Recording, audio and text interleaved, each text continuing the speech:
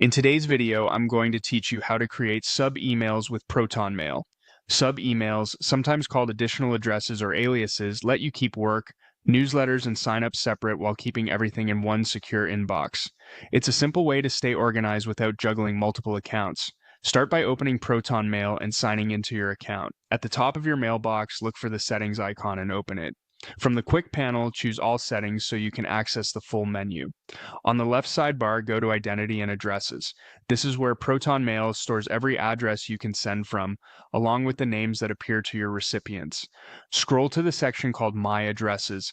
Here you'll see your primary address and any sub-emails you've already created.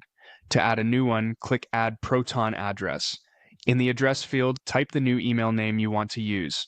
If you see a domain dropdown, pick the domain that fits your plan.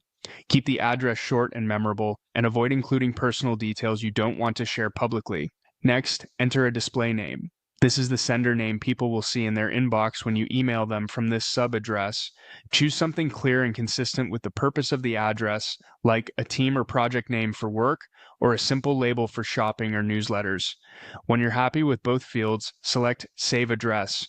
Proton Mail will add it to your My Addresses list. From now on, when you compose a message, you can choose this sub-email in the From menu to send under that identity. All replies will arrive in your same inbox, so nothing gets lost. If you don't see the option to add more addresses, your plan may limit how many you can create. Otherwise, you're all set. That's how you create sub-emails in Proton Mail. Clean, organized, and ready to use.